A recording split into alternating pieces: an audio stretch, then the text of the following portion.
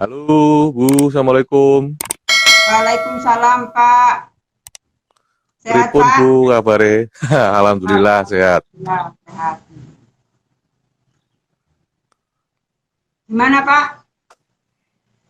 Kalau Pak Gimana Bu? Ezat ini bisnisnya apa Pak sekarang Pak? Restoran ya, buka Ah, restoran ya? iya iya buka kuliner Bu. Kuliner. Kuliner. Apa Iya. Pak? Kuliner apa? Kulinernya apa? Kalau ya kue-kue Bu sama ya jajanannya anak-anak kayak burger kayak gitu. Bu untuk materi langsung dimulai sekarang Bu ya. Ya, monggo Pak, monggo, monggo. Oke, saya switch dulu kameranya.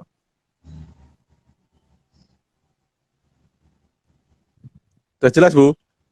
Udah jelas. Oke. Udah jelas ya teman-teman ya. Melambaikan tangan. Ya, Assalamualaikum warahmatullahi wabarakatuh. Waalaikumsalam Kemarin warahmatullahi wabarakatuh. Kemarin kan kita sudah ketemu di live IG pertama kan bahas tentang ini ya, apa salah satu yang sempat saya senggol tentang desain menu co-creation ya. Co-creation kemarin kita ngomongnya beku. Jadi hari ini kita bicaranya co-creation. Jadi sebetulnya ini menu ini cocok kayak Mas Enzat yang sudah punya brand. Ya tujuannya adalah untuk remind orang, memberi apa ikatan yang lebih apa lebih lebih dekat kepada konsumen Mas gitu loh. Jadi istilahnya Ya. itu kalau sekarang kan kita punya beberapa jenis konsumen, ada konsumen yang loyal dan tidak. Nah, konsumen yang loyal itu bisa lebih diloyalin lagi dengan cara kita bikinkan menu co-creation. Jadi sebetulnya ini lebih cocok untuk kayak Mas Ezat yang sudah punya usaha lama. Jadi untuk mengingatkan kembali ikatan emosionalnya kita pakai namanya co-creation ya. Tapi hari ini kita menggunakan produk beku. Kenapa? Karena apa istilahnya kita sedang ada masalah dengan COVID-19 ini gitu ya. Jadi dasarnya ada tiga Mas. Kenapa kita harus bikin menu ini? Jadi pada era COVID-19 itu kan orang itu ingat pada tiga hal. Kesehatan, hygiene, dan happiness. Kenapa butuh happiness? Karena sedang sedih ya Mas ya, bukan sedih ya. Pusing di rumah, kemana-mana pasti stres. Jadi dia butuh happiness. Hygiene sudah pasti, dalam hal ini adalah karena adanya ancaman bahaya COVID-19. Healthy itu adalah harapan Mas. Ya saya harus makanannya harus healthy.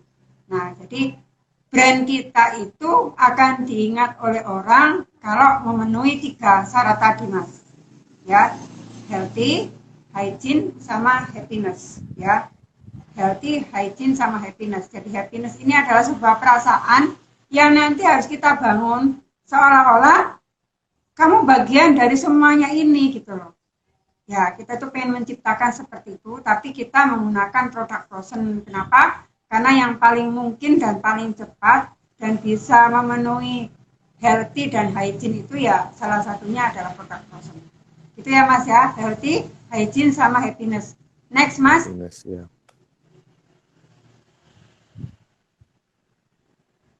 Oke ya, jadi uh,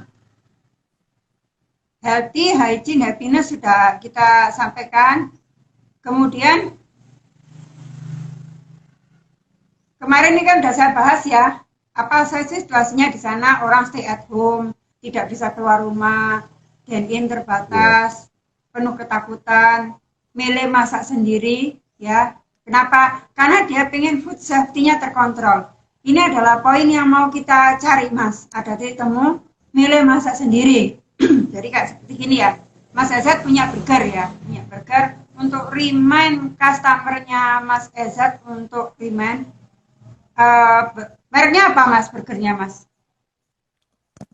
Bur Halo? Raja Raja Kebul.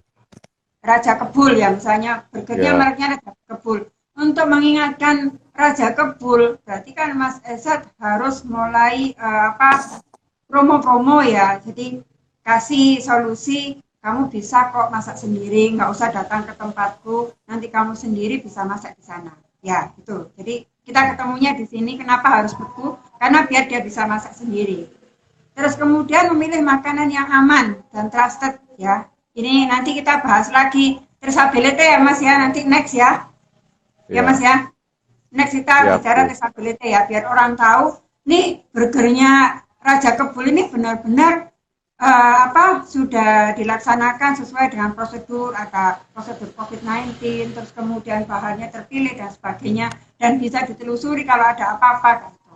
Ya, jadi itu. Siap Terus Bu. ingin dikirim agar tidak banyak kontak, jadi dia tidak mau datang karena tidak banyak kontak dengan orang lain maksudnya ya. Terus penuh Siap. ketidakpastian, sehingga penuh ketidakpastian kalau dan sebagainya orang butuh suatu ikatan agar tetap ada perasaan happy ya. Ingat tadi 3, healthy, hygiene, sama happiness. Oke, next Mas.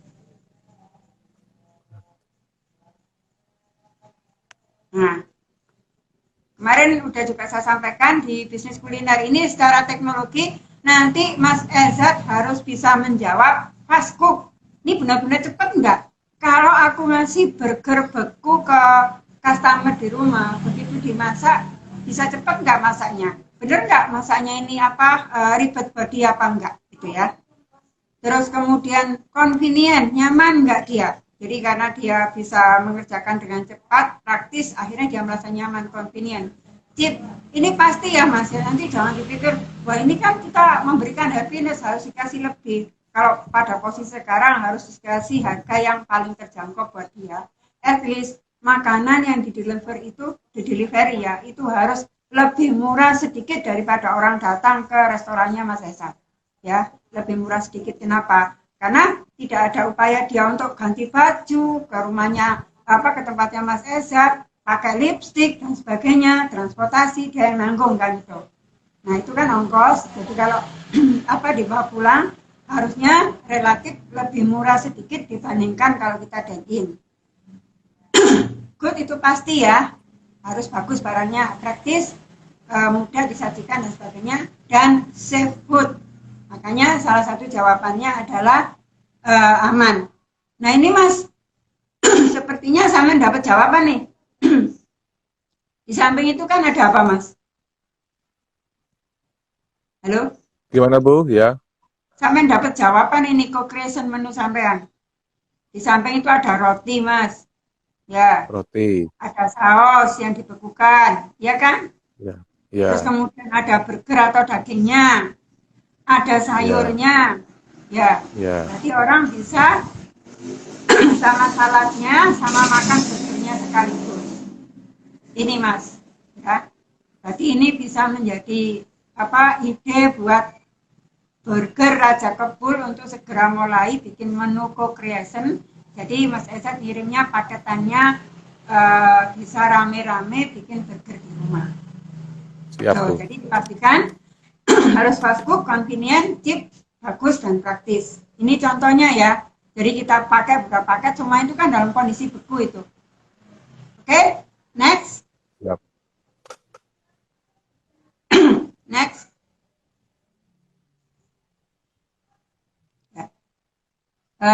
Redesign ya, perilaku pasar ya. Jadi kita harus melihat sekarang nggak bisa kita ngomongnya katakanlah kemarin dari teman-teman yang main di Ghost Kitchen sudah saya ingatin juga bahwa pasarnya sekarang yang beli bukan kelompok alay yang hanya butuh diskon, tapi beberapa kelompok ibu-ibu yang memang membutuhkan perasaan aman dahulu. Jadi ada perubahan perilaku pasar. Insecure ya, pasarnya insecure dengan kontaminasi. Terus ingin bahagia bersama, apalagi hiburannya. Kalau kayak sekarang yang kita tunggu adalah ada kiriman makanan, wow, terus bareng-bareng dimakan.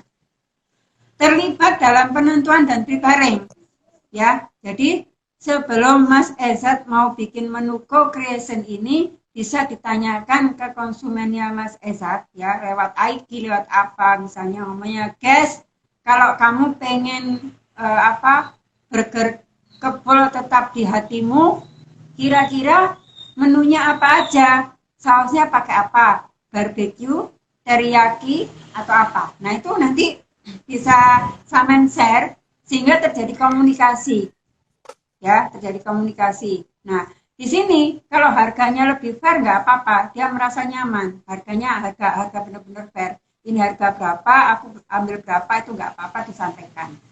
Oke ya. Jadi terlibat dalam penentuan dan preparing. Kalau perlu nanti gini Mas Ezat, ini udah dibikin ya, katakanlah suruh milih beberapa item, terus mereka silakan diskusi. Nanti Mas Ezat akan tahu siapa sih sebetulnya customer yang paling loyal dengan burger kebul. Ngapain kita harus cari konsumen yang baru kalau yang lama aja bisa kita ambil lagi gitu loh. Istilah itu lebih diperas lagi kan bisa. Karena kalau sudah loyal kan gampang Mas. Yang susah itu kan Oh adalah orang iya. baru terus habis beli terus ninggalin kita itu kan nggak jelas ya, minggat-minggat itu kan agak sulit. Tuh ya. Ya kan mending kita fokus di sana. Nah itu, jadi Iya. makan bersama, meningkatnya permintaan ready eat atau ready to cook. Ready eat atau ready to cook. Kalau ini berarti kalau kita ngomongnya co-creation itu bisa jadi ready eat atau ready to cook. Next Mas. Next ya. Apa itu ya co-creation menu? Pertama, melibatkan customer dalam nyusun menu yang diinginkan. Jadi tadi saya bilang, Mas Ezat ngomong ke customer-nya sampean untuk ngomong, guys kita mau bikin burger yang bisa kalian makan-makan di rumah biar kamu lebih sehat, gitu ya. Bisa tetap merasakan nikmatnya burger kebul di rumah kamu. Nah, setelah Anda ajak-ajak kan pasti dia akan merespon. Kemudian diajak customer untuk berpartisipasi dalam menentukan menu dan servis yang diinginkan. Kira-kira kamu pengennya menunya yang apa? Terus kemudian servisnya bagaimana? Servisnya artinya ini dalam bentuk beku, nanti kamu tinggal masak-masak sendiri, ya. Nanti kan ketemu Mas, mengerucut, ya. Mengerucut, setelah mengerucut baru nanti sampean sampaikan. Sebetulnya ini adalah cara yang paling murah Mas, daripada sampean bikin menu dilempar terus kemudian orang akan bilang enggak, kalau kita tanya biasanya di marketing studi itu kan kita ngomong kamu mau burger ya nggak pakai MSG ya, pasti dia jawab oh ya nggak pakai MSG. Itu biasanya kalau ditanya kan banyak bohongnya Mas ya.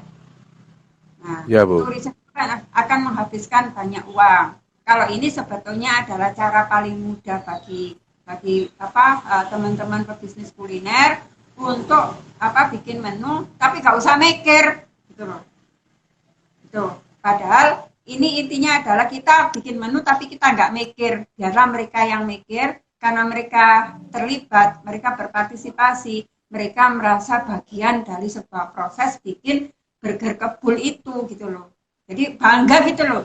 Wah ini dulu aku nih yang meleh. Wah ini aku dulu ini kesayanganku. Padahal waktu itu dia juga gak senang-senang banget dengan saus teriyaki.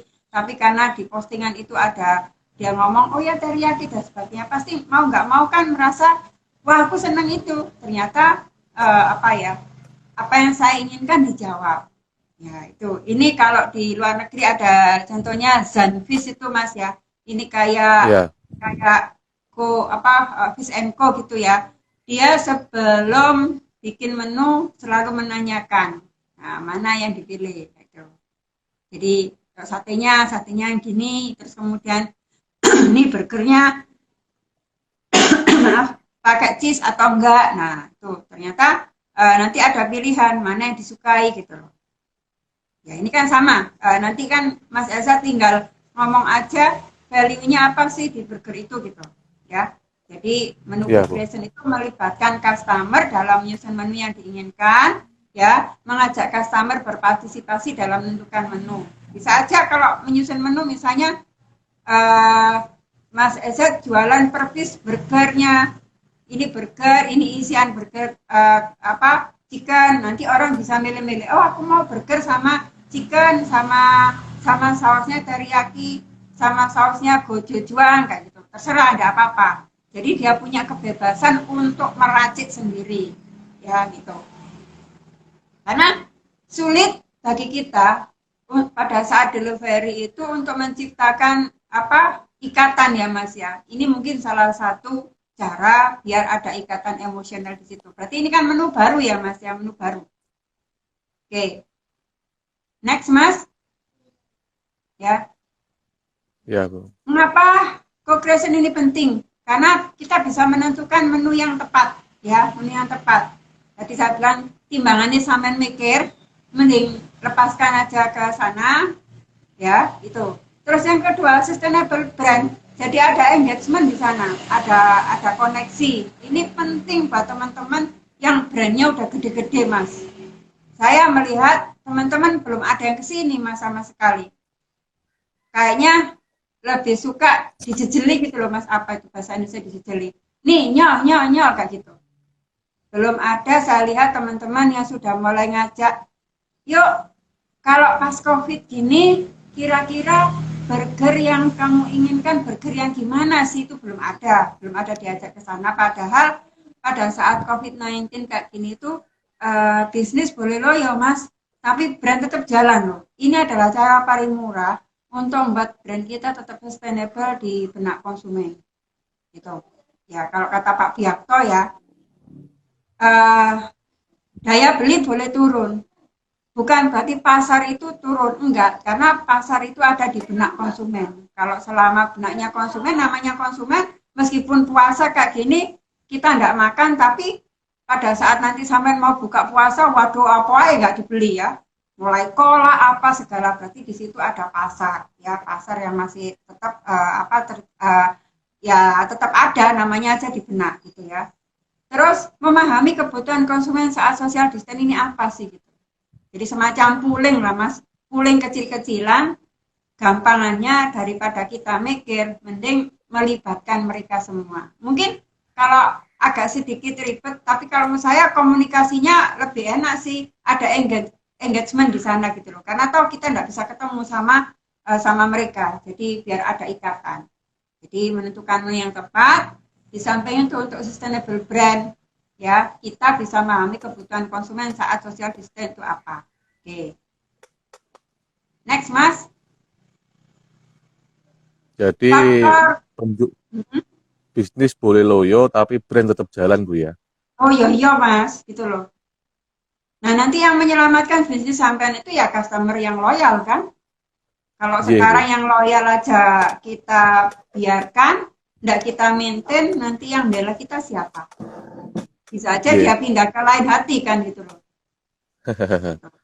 Jadi jangan sampai uh, burger Raja Kebul sudah masuk dalam benaknya konsumen, terus karena uh, tidak sampai ajak berpartisipasi, akhirnya dia merasa, oh aku dilupakan ya. Coba cari mulai sekarang, sampai pilih-pilih. Ini konsumen yang setia itu apa? Kasih pendapat. Nah, gitu. Nanti kan kalau orang mau ngasih pendapat, berarti kan dia punya harapan. Ya, itu akan mengerucut ke sana. Nanti jadi semacam ini, Mas, gerakan apa ya, agak sedikit viral, dibikin cerita.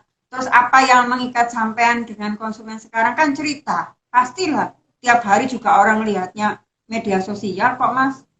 Berarti kan kita punya sarana yang bisa mengingatkan kembali produk kita itu dengan konsumen. Nah, cuman kali ini kamu loh yang milih bukan aku kan gitu. Kalau selama ini kan dijejelin terus gitu, ya. Iya. Prosesnya harus transparan dan fair, ya. Kalau mau transparan dan fair kan misalnya Mas Ezat kan bisa 2 jam 2 menit 3 menit atau 5 menit melakukan IG live kayak gitu, mau diceritain itu seneng loh orang baca cerita kayak gitu. Saya juga baru sadar, saya bikin IG live ngawur-ngawuran aja ternyata orang banyak melihat kayak gitu. Jadi kalau hari ini bener nggak, kemarin udah dibikin katanya burger Raja Kebul mau bikin yang ada rasa teriyaki, terus kemudian gochujang, terus barbecue dan sebagainya. Nah, prosesnya sudah mulai bikin saus guys kesayangan kamu. Nah, kayak gitu kan boleh sedikit-sedikit. Berarti orang akan melihat, oh iya ya, pikirannya dibawa ke cerita itu gitu. Meskipun katakanlah kita ngomongnya sekarang adalah COVID-19, tetap orang nggak beli produk kok, beli cerita kok. Semuanya hanya beli cerita orang itu sebetulnya intinya, ya.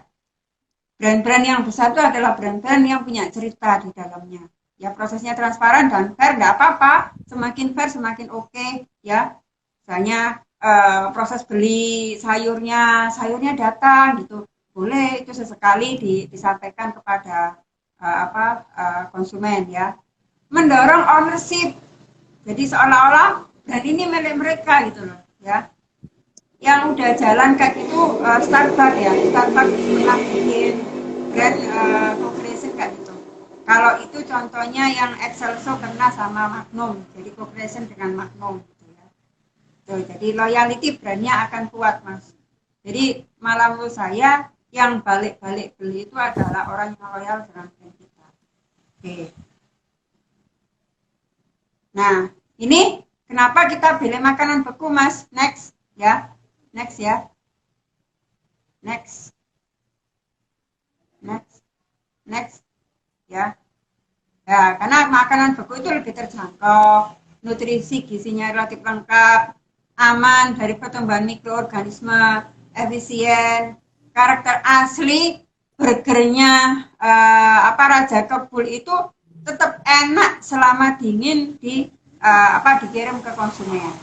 Tidak terjadi perubahan yang terlalu signifikan dari sebelum dan after ya. Lebih utuh dibandingkan pengawetan yang lain. Jadi mulai kemarin kita ngomongnya beku itu alasannya karena beku itu bisa menjawab kebutuhan dari ketakutan orang akan COVID-19 ini. Next Mas, ini kemarin sudah kita bahas. Next. Nah ini sama ya Mas ya. Protokol COVID-19 4 step untuk food safety-nya. Ini saya ulang-ulang terus. Clean, pisahkan, masak, chill. Clean, pisahkan, masak, dan chill. Jadi nanti Mas Ezat ngasihnya ke mereka, kalau nggak panas ya dingin. Jadi mereka masak sendiri gitu ya. Oke. Next Mas. Next. Ya, ini kemarin ya, suhu ya. Kalau dingin bakterinya tumbuh, kalau panas bakteri atau virusnya mati. Oke, itu intinya ya. Next Mas. Nah, ini step by step-nya Mas. Identifikasi masalah. Pertama, Mas Asad identifikasikan masalah. Nih masalahnya konsumen saya apa? Baru dilibatkan di sana. Terus kemudian libatkan konsumen. Terus setelah konsumen dilibatkan, mereka kasih jawab ya. Kita harus berasumsi tidak ada jawaban yang salah. Ini harus benar-benar rela untuk mengatakan yang benar itu konsumen, bukan saya. Ya, kayak gitu ya. Nanti kan ketahuan, Mas. Jadi kita harus punya asumsi tidak ada jawaban salah karena kan minatnya orang ini. Kemudian step keempat kita reframe problem. Step kelima kita kasih multi solution ya. Step ke-6, pertajam value dan konsep produk. Kalau sudah ketemu, nanti kita pertajam value dan konsep produk. Next, Mas. Ini contoh next ya. Kenapa saya ngomong gini? Saya punya salah satu teman yang tiba-tiba cerita ke saya gini, Mas. Wah, aku loh rame permintaan seafood mix. Gitu. Kok rame? Saya bilang gitu. Gak tahu, permintaannya banyak banget. Jadi orang pengen makan seafood mix bareng-bareng di rumah, tapi posisinya itu aman.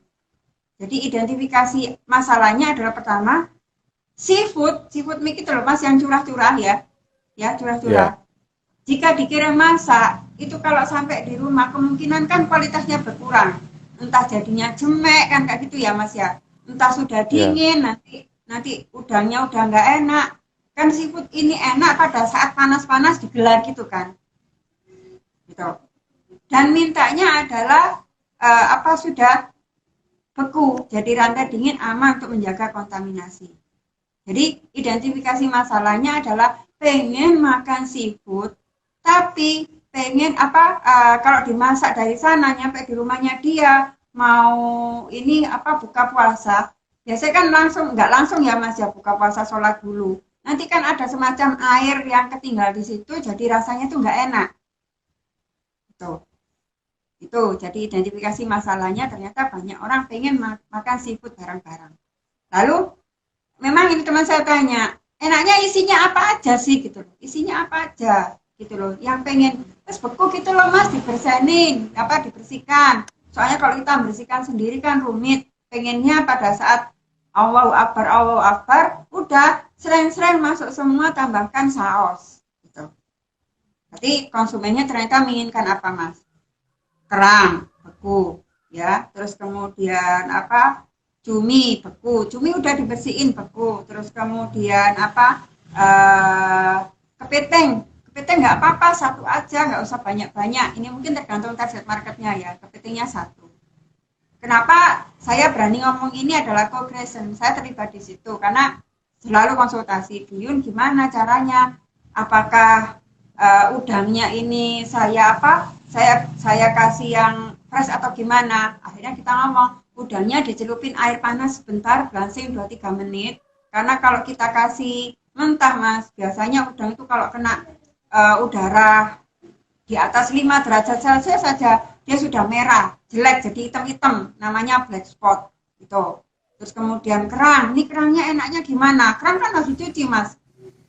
Apa pain pointnya? Orang-orang itu ribet, nggak mau nyuci kerang dan sebagainya. Padahal kan kerang murah aja mas ya. Kerang dicuci, terus kemudian habis dicuci, dibersihkan, dibekukan, katakanlah satu paket, kerangnya dibanyakin ya, misalnya 250 gram ya. Kerang kalau saya di pinggir jalan, kerang-kerang darah itu harganya cuma berapa? 10.000, 15.000 kan kayak gitu.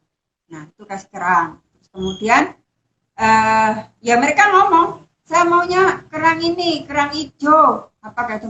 Saya ini kan anti dengan kerang hijau. Hi, kerang hijau, ternyata permintaannya banyak kerang hijau, Mas, gitu. Cumi, saya pengen cuminya itu ini apa dipotong-potong bulat-bulat langsung masukkan di sana. Jadi tidak ada jawaban yang salah. Kalau saya tanya, saya suruh makan kerang itu saya nggak mau. Semua itu ditampung sama teman saya itu. Akhirnya step keempat kita problemnya kita reframe lagi. Oh, problemnya adalah terutama uh, mereka pertama kalau dikirim masak nggak enak, mereka nggak mau ribet modelin gitu ya, nggak mau nyuci kerang juga nggak mau ya. Tuh tidak ada jawaban yang salah. Terus kemudian baru di situ akhirnya teman saya bikin paketan harga 45.000, paketan harga 75.000. Nanti orang awalnya kamu mintanya apa? Ada minta ikan, ada yang itu, lama-lama ternyata ikan nggak ada minta. Fokusnya akhirnya beberapa item tadi, jadi multi solution ya. Kemarin saya bilang tambahin saus biar dia nggak usah masak saus lagi. Ini teman saya masih belum jawab gitu. Jadi harusnya dia kasih lagi, mungkin bisa ngikat lagi untuk co-creationnya. Kira-kira kalau dikasih saus, kamu pengen saus yang mana? Ternyata teman saya ini hanya fokus, dia nyediain beberapa paket-paket mix seafood ya, yang ada isinya cumi dibekukan, dipotong-potong, kerang dibekukan yang sudah bersih, terus kemudian udang dibersihkan sudah bersih kayak gitu. Sama kepiting dibersihkan juga sudah bersih. Kepitingnya dikirim sudah ini ya mas ya, sudah dimasak, jangan mentah. Soalnya kalau kepitingnya mentah berbahaya banget. Nanti orang kalau kepiting itu kita kirim beku, suka airnya itu keluar, suka airnya keluar. Kalau airnya keluar, otomatis nanti begitu dia masak, lo kok kopong kepitingnya itu ya. Jadi paketannya seperti itu, dia kasih paket. Nah mungkin harusnya saya bilang kemarin, harusnya kamu kasih cabai hijau atau saus padang dan sebagainya, nanti paketannya bisa biar nambah value gitu. Enggak, ini sudah bingung mau melayani nggak bisa gitu. Saking ramenya mas itu, saking ramenya. Nah, mungkin karena dia melihat paketannya dia ternyata bukan hanya untuk seafood ini mas, ternyata bukan untuk seafood dimasak-masak dengan saus itu, ternyata enggak. Dia lihat katanya banyak untuk bikin ini kuah-kuahan gitu, yang kuah dimasak sama kuah, sabu-sabu kan kayak gitu. Nah setelah itu kita pertajam value dan konsep produknya. Kalau seandainya teman saya tadi berangkatnya adalah orang kuliner kayak sampean, harusnya dia mempertajam konsepnya di situ, karena dia adalah orang retail biasa yang awalnya tidak punya brand. Jadi bagi dia value-nya hanya value fungsi aja mas, fungsinya untuk mempermudah aja. Padahal kalau misalnya katakanlah ini terjadi sama burger kepul kan bisa story-nya lebih mendalam kan bisa. Jadi konsep produknya adalah ini kamu bisa makan burger rame-rame di rumah, burger raja kebulnya masih ada di benak mereka kan kayak gitu. Itu mas. Jadi 6 tahapan ya. Makanya kita mesti mengidentifikasi dulu terus ditanyain. Ini harus ada aktif. Jadi teman-teman yang sudah punya restoran yang cukup gede Mas, ini punya chance yang luar biasa untuk mempertahankan loyalitas customer lewat menu co-creation. Kamu sendiri yang berkreasi kok seperti itu. Jadi nanti tiap bulan kan bisa ganti-ganti sehingga engagementnya terjaga, nggak tiba-tiba serat selesai nggak ada komunikasi sama sekali. Oke ya, ini contohnya ya Mas ya. Balik Mas, terus Mas contohnya itu menunya kan bisa dibekukan di sini Mas ya, dibekukan satu persatu, nanti dikemasi satu-satu. Kalau mau ditambah saus, orang tinggal masak, lalu bareng-bareng disajikan di meja makannya mereka. Jadi deh, pasti senang itu mereka. Tuh ya. Nah, di sini kalau kita ngomong, ini kita kan kuliner, mulai kemarin tuh sudah kasak kusuk Mas Ezat. Waduh, BPOM gimana? BPOM gimana? Kayak gitu kita mainnya beku, nanti kena BPOM. Teman-teman itu lupa. Kalau playfield kita, Medan kita itu kuliner, bukan bisnis ini ya Mas ya. Bukan bisnis retail dan distribusi manufaktur. Jadi Mas Ezat mau bikin menu co-creation itu apakah nanti kena izin BPOM? Ya enggak lah. Meskipun itu beku. Jadi kan Mas Ezat kan bikinnya kan enggak seperti Benardi bikin burger banyak kan, enggak seperti apa Carun Pokpan bikin nugget banyak gitu kan enggak. Tapi kan bikinnya adalah sedikit-sedikit dan ingat Mas, kita enggak akan masuk ke BPOM kalau kita masa simpannya seminggu. Nah ini kan sampean kan nanti kan bisa ngomongnya by order. By order guys, hari ini anak-anak bikin, burgernya udah disusun, ini burger rame-rame dimakan 4 sama rotinya dikemas bagus, dikasih selada dan sebagainya, salad dan sebagainya. Itu kan kalau kita ngomong hari ini pre-order dulu, udah disiapin, besok dikirim, kan nggak ada seminggu Mas. Kenapa harus ribut soal MD dan sebagainya? Itu saya ingetin kepada teman-teman. Kita ini bukan pabrik. Ya mau nggak mau ya kalau lebih kurang dari seminggu nggak ada BPOM. Peraturannya seperti itu gitu loh. Tetap kan kita masuk di kulineri ya Mas. Sampean kan nggak mungkin nyetok barang sampean untuk satu tahun. Kurang kerjaan aja kalau saya menyetok 1 tahun. Saya menyetok saulan aja wes menggos. Iya kan itu ya. Logikanya seperti itu. Jadi saya pengen jawab keraguan teman-teman. Nanti BPOM gimana? Kalau nggak lebih dari seminggu itu nggak apa-apa dan nggak usah declare macam-macam Mas. Nggak usah namanya marketing statementnya berlebihan, nggak usah. Kalau di IG sih bisa nggak apa-apa. Tapi kalau marketing statementnya di packagingnya berlebihan itu yang kadang-kadang menimbulkan keusilan beberapa pihak karena nggak semua orang itu suka dengan gerakan kita loh Mas ya gitu. Ini UKM kok rame apa gitu ya, makanya saya bilang kita akan menjadi local hero. Jadi kalau mau aman main frozen foodnya itu adalah frozen food sebagai pengawet. Bukan aman ya, memang ini bukan masalah aman ya Mas Yazat. Kebutuhan kita untuk menjawab konsumen, biar konsumen itu merasa aman itu ya ada di frozen food. Tapi kita tuh bukan pabrik. Kita kan nggak mungkin sampai stok itu sampai 14 hari itu kan nggak mungkin. Paling kan kebutuhannya kalau 1 hari selesai, 2 hari selesai, ngapain harus banyak gitu ya. Kalau misalnya katakanlah Mas Yazat beli burgernya, katakanlah ya misal ya dari Benardi, terus rotinya dari Benardi. Kan sampai stok mereka kan sudah ada MD. Nah, tinggal Mas Ezat ngirim ke konsumen adalah burgernya dipretelin, dimasukkan, terus bikin sausnya kan paling saya sampean bikin pagi ini nanti sorenya diantar kalau untuk buka puasa. Ya, tapi simpan kulkas atau simpan freezer biar kualitas saus sampean tetap terjaga. Kan seperti itu. Jadi nggak usah bingung nanti ada MD apa. Kita ini kuliner bukan production ya. Ya. Itu kita nggak nyimpan barang kita sampai sampai sampai setahun dan sebagainya kayak gitu. Itu kurang kerjaan gitu loh. Kecuali kita kapan kita masuk ke permainan ke ini production sama manufacturing, Mas. Kalau kita bikin produk banyak, taruh distributor, agen satu, agen dua, agen tiga. Lah ini sampean kan langsung end user. Paling ya sebaran sampean ke Nganjuk doang. Kan sama enggak mungkin sampai ngirim ke saya kan enggak mungkin. Karena kan hukumnya yang namanya restoran itu adalah 75% pasti datang dari traffic trading generator, Mas. Jadi trading areanya itu 75% di situ. Biasanya 5 kilo. Enggak mungkin posisi sampean di Nganjuk tiba-tiba aku pengen makan burger ke tempat sampean itu enggak setiap hari. Pasti sampean itu diselamatkan oleh trading area sampean. Apa trading area sampean?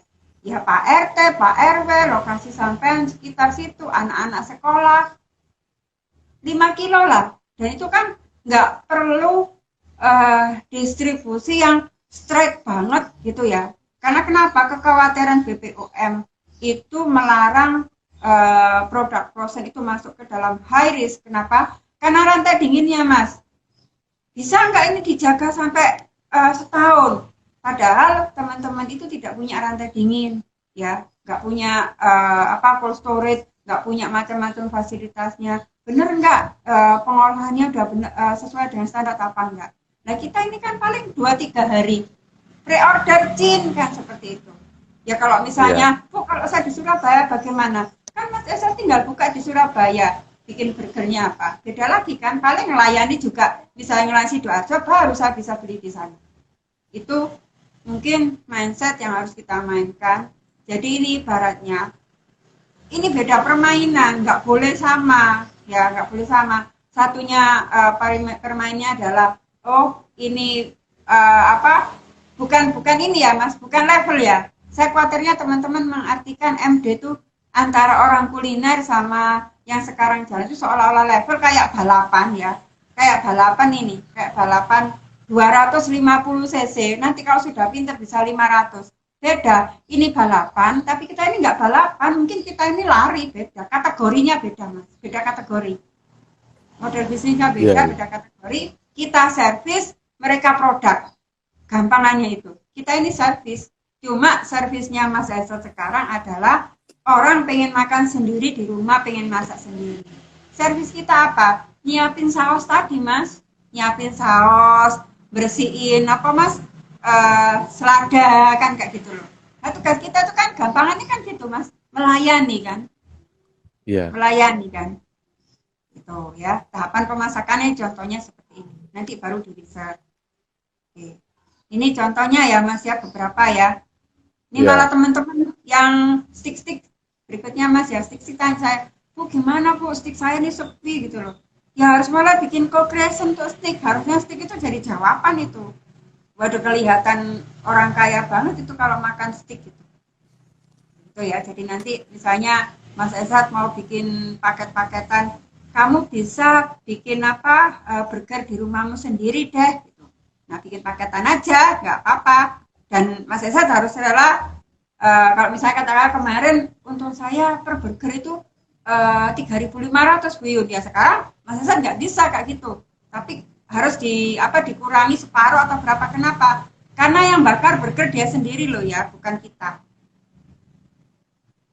Itu harga itu harus dimasukkan sebagai keunggulan kompetitif. Jadi pada akhirnya dia merasa value-nya adalah oh iya ya, kan aku bakar. Walaupun nggak secara implisit dia sampaikan, tapi kan dia pasti ngomong terpikir, lu kira LPG ku gitu.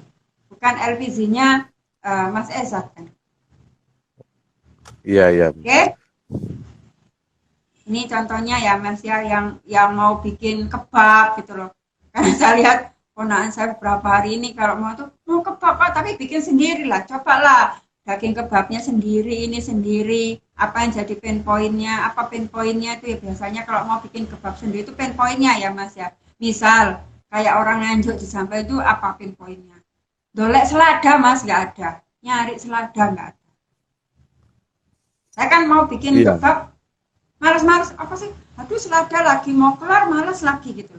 Tapi kalau kita kan, kalau kita beli itu kan rasanya nggak enak gitu loh, bener nggak, nanti jangan-jangan nggak aman. Tapi kalau bikin sendiri, masa rusak-rusak sedikit kan nggak apa-apa gitu. Saya punya temen dia apa di Bandung itu, dia bikin bikin ini ya, nasi biryani kan gitu ya, nasi biryani sama basmati sudah paket lengkap, nanti tinggal reheat, kalau disajikan suaminya bilang wow mama jago bikin masakan, nah itu kan bisa.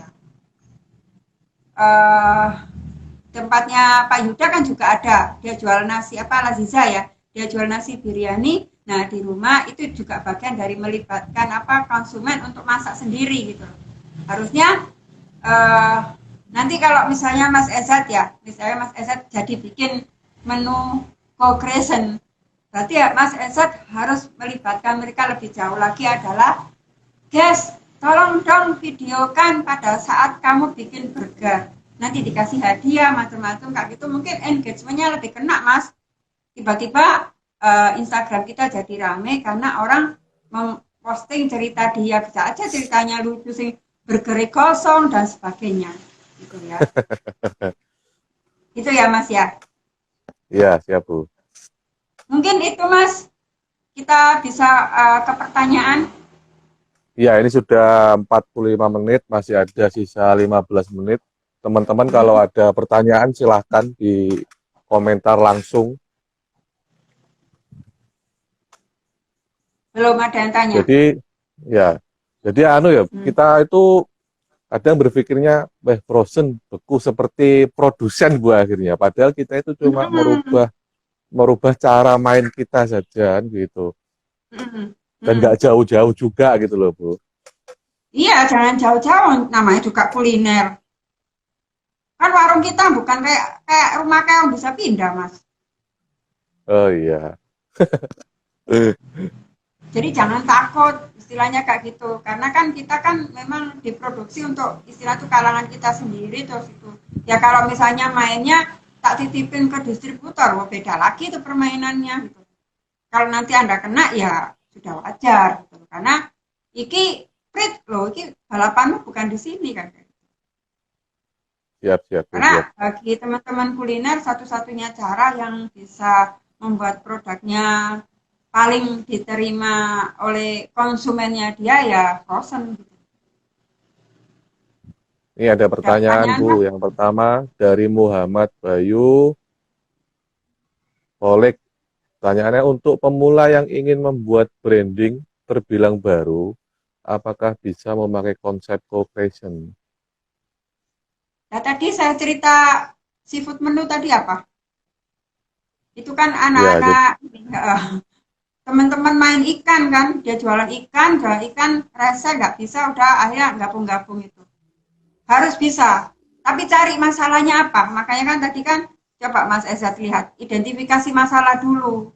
Kalau produk Anda mau laku ya Anda cari masalah orang itu apa gitu. Identifikasi masalah, bisa nggak apa-apa. Tapi memang lebih jos adalah yang sudah punya brand. Tapi bukan berarti pemain baru nggak bisa. Cari masalahnya, produknya apa sih yang mau disampaikan. Kalau cerita tadi kan seafood mix itu kan itu orang baru juga kan, bukan pemain lama. Bisa Mas Muhammad, jadi seperti yang diceritakan Bu Yuyun ini, seafood mix ini bisa. Kemudian selanjutnya dari Aviko Cakes, Bunda, kalau frozen food langsung dikemas apa bisa dimasak dulu setengah matang lalu baru dikemas kayak misal lumpia gitu? Oh iya, lumpia mungkin setengah matang atau pokoknya harus setengah matang biar nanti orang tinggal ngerihitnya itu gampang. Itu lumpia itu setengah matang. Tapi harus ceritakan ceritanya dulu ya.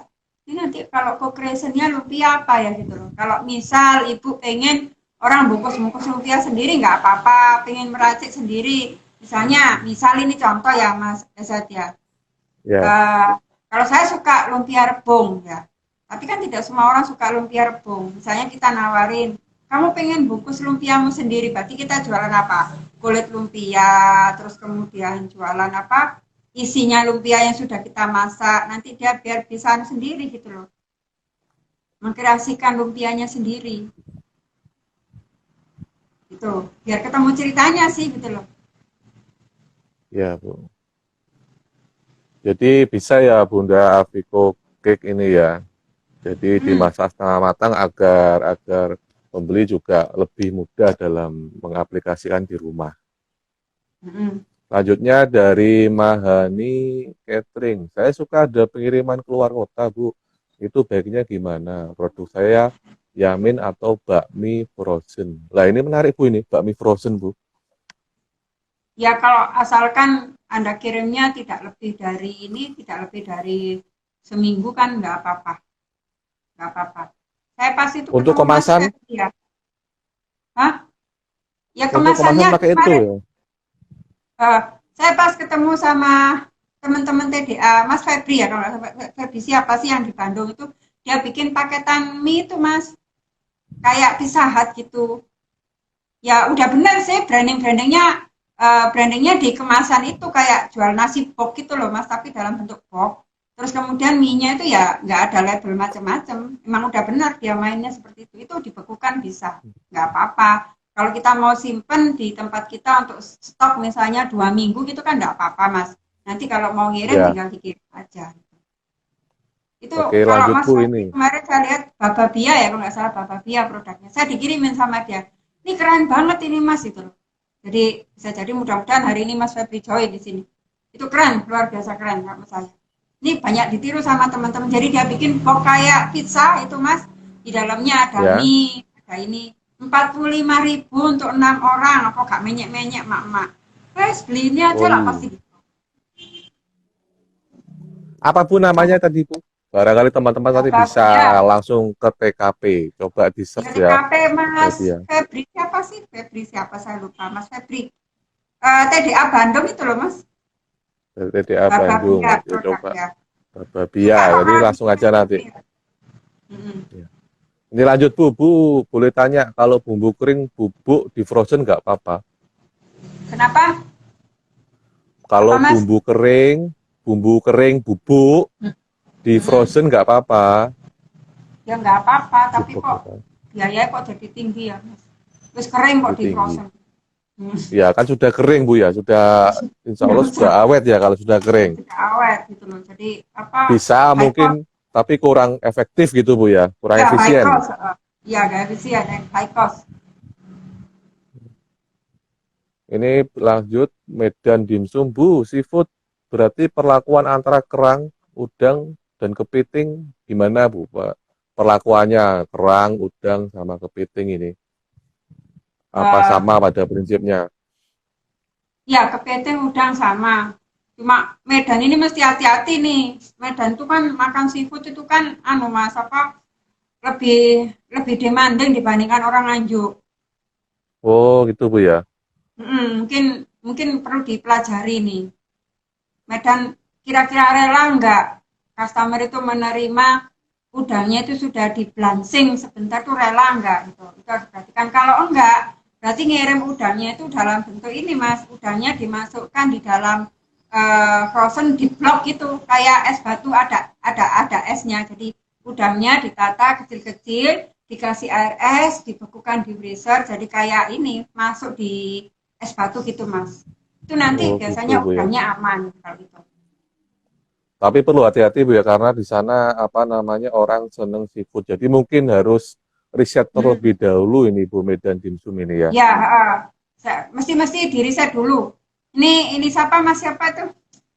Ini teman-teman TDA banyak yang join ini. Gerbong-gerbongnya TDA gede-gede Hmm. nih yang join hari ini. Ya, berarti ini apa harus harus di riset dulu karena setahu saya Medan itu sama seafood tesnya luar biasa. Pokoknya kalau kita ngomong Mas, kalau bisa naklukkan Medan itu bisa naklukkan Indonesia. Karena Medan sudah Wah, biasa dengan rempah dan ini apa kualitasnya bagus. Kalau siap masuk siap ke Bu. Nganjuk, Sidoarjo, mungkin wes fine-fine oke, Jakarta fine-fine oke Mas. Kepiting kecil-kecil aja mau makan orang.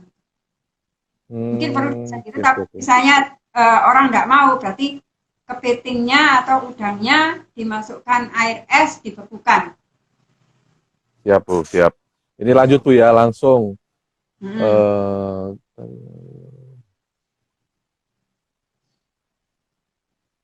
Banyak Mas Bu, pertanyaannya tanya. Mas. Hmm? Banyak ini saya ambil yang anu Bu ya, yang sejenis sama yang tadi sudah. Mau tanya saya bisnis restoran, jadi terdapat beberapa macam menu. Menurut Ibu, produk yang di frozen baik beberapa menu saja atau semua atau bahkan menu baru khusus pandemi COVID? Ini dari Ya, Ninyo Manbinar. Jadi apakah menu semuanya atau dipilih atau buat yang baru? kalau sekarang ini kan harus efisien ya Mas ya. Ya, Menu baru ini bukan berarti barang baru loh ya Mas ya. Paling pun nambah ya, sedikit ya, nggak boleh banyak.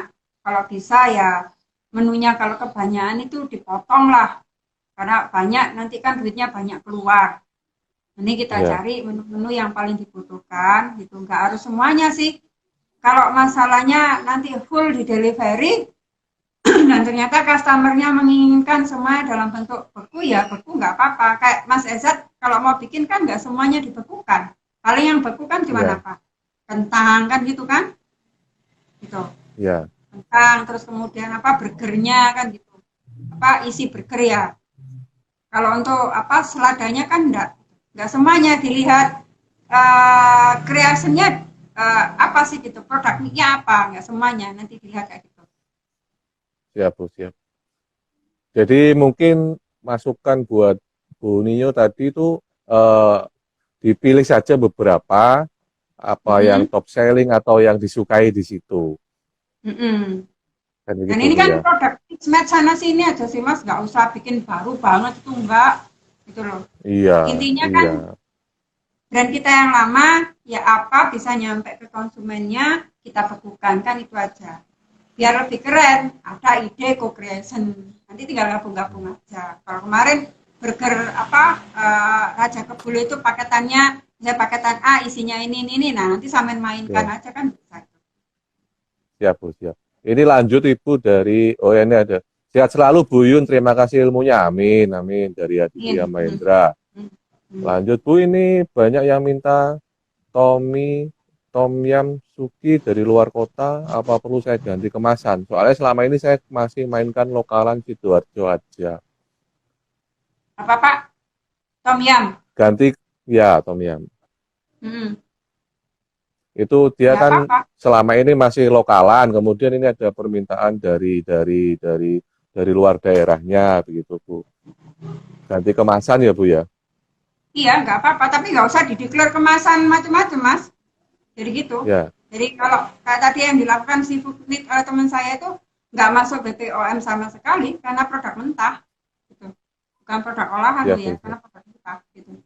Jadi kalau mau Ini ini lagi kan kita dari kan ngomongnya dikirim luar kota kan, di luar kota yang sana pastikan kita ngomongnya tidak boleh lebih dari seminggu loh ya, gitu. Oke, Gitu. siap Bu. Ini sudah hampir hampir hampir selesai waktunya. Eh, maksud ini yang Afikok tadi nerusin maksud saya khusus isi saja tanpa diberi kulit yang seperti didawakan panjenengan tadi. Jadi yang lumpia tadi loh Bu, isinya saja Hmm, itu bisa dibekukan.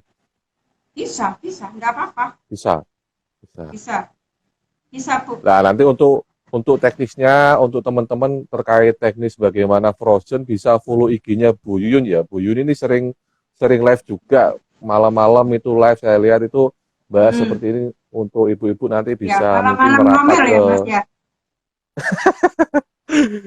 bisa merapat langsung ke IG-nya Bu Yuyun. Ini teh ini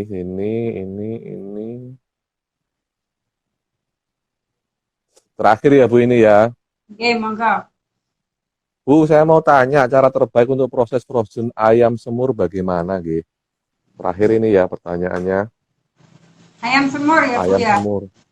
Ayam semur. Ya, Ya berarti pemasukan ini aja mau diarahkan apa? Mau dipakai untuk end user ya. Misalnya ayam semur, berarti ayam semurnya kan ada kuahnya. Dimasukkan plastik aja Mas. Pakai plastik vakum biar aman ya. Setelah dingin dimasak, setelah dingin dimasukkan plastik, disil rapat. Kecil-kecil aja Mas. Satu satu apa? Satu paket isi dua atau satu ayam. Jadi kan kecil, ya, dibikin tipis, habis bikin tipis terus kemudian nanti apa? eh dibekukan, nanti dikirim di lokasi orang-orang tinggal masukin di Magicom. Siap Bu, siap. Ya, selesai. Ya ini saya kira pertanyaannya sudah cukup Bu ya. Iya, monggo. Oke, silakan Bu. Barangkali ada closing statement terkait tema kali ini. Ada mau Untuk closing penutupan? statement ya. Jadi teman-teman ya, kita jangan menyerah pada keadaan. Masih ada cara-cara tertentu untuk membuat customer biar mau balik ke kita lagi, terutama mungkin bagi teman-teman yang sudah punya brand yang sudah lumayan banyak. Ayo kita optimalkan lagi dengan membuat menu yang bisa menjawab kebutuhan konsumen. Ya, daripada Anda mikir yang kamu butuhkan apa, kita bikin konsepnya namanya co-creation ya. Co-creation itu adalah salah satu cara untuk membuat menu yang melibatkan customer dalam penyusunan sehingga di sana ada partisipasi. At the end orang merasa punya kepemilikan atau owner sehingga brand kita tetap sustain meskipun sustainable-nya tetap ada meskipun kondisinya COVID gitu. Mulai sekarang baik Mas Zat atau teman-teman coba dicari dirawat lagi konsumen loyal Anda.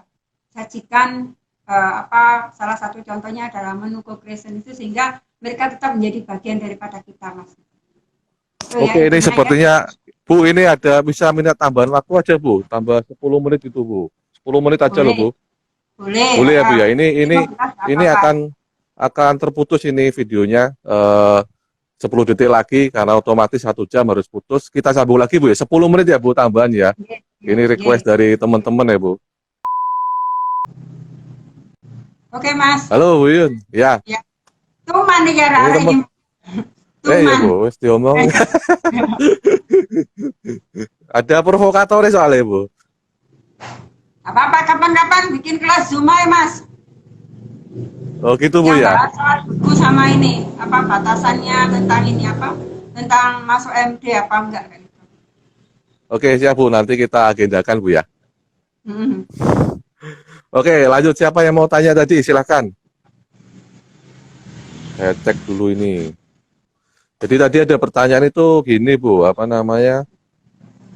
mulai banyak yang dapat orderan itu dari luar kota, jadi luar daerahnya dalam jumlah yang besar, dalam jumlah yang cukup banyak. Jadi gimana Bu triknya itu Bu? Seperti apa agar efisien gitu Bu? Agar efisien ngirimnya Pak? Ya. Pakai es gel itu, pakai es gel. Pakai es gel. Pakai es gel. Es gel. Iya es gel. Yang dari tapioka. Gimana tuh es gel itu? Dari tapioka. Tapioka dibubur Mas. Jadi tapioka kita bubur ya, jadi bubur terus kemudian kita masukkan dalam plastik PE, disil rapat, masukkan di freezer. Nanti setelah di freezer itu tapiokanya dipakai untuk ngirim produk kita. Gitu. Siap Bu, siap. Bisa ini lagi ada Bu. Sih. Jadi beku semua masuk ke styrofoam box. Bu, dari Varaya 27 tanya berapa waktu maksimal bagi customer untuk save produk. Jadi kira-kira itu orang itu menunggu berapa lama sih Bu? Mau menunggu dia apa? Take away apa? Customer untuk save produk. Oh, berapa waktu maksimal? Kan tidak lebih kurang dari 10 menit. Kurang dari 10 menit ya. Semakin cepat semakin bagus ya Bu? Iya, nanti kan jengkel Mas kalau itu, kalau kelamaan. Iya. Jadi makanya misalnya kayak punya sampean, kalau ternyata sausnya ini kalau dibekukan nanti lama dia, ya udah sambil masukkan di kulkas aja nggak apa-apa kan? Kan masa simpannya nggak perlu lama-lama. Kan pre-order hari ini kan dia makan nggak mungkin. Kalaupun misalnya kita ngomong kalau dimakan besok berarti tinggal besok aja gitu, biar dia cepat makan. Ini dari TDA Pasuruan Bu, nanya Bu, cara frozen untuk makanan berminyak gimana Bu? Seperti rendang atau bebek sambal hijau gitu. Cara frozen? Ya. Dimasukkan di dalam plastik ya. Saya selalu ngomong sama teman-teman, karena peralatan kita tuh nggak canggih seperti pabrikan. kalau membekukan produk buat teman-teman itu harusnya kecil-kecil, tipis-tipis ya.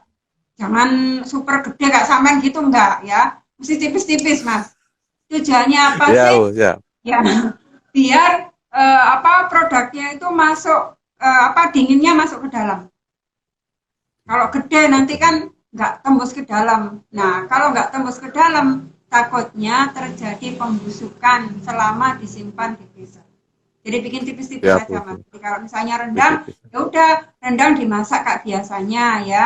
Terus kemudian setelah apa dingin masukkan di plastik, disil tipis-tipis gitu. Atau mungkin dimasukkan dalam box nggak apa-apa.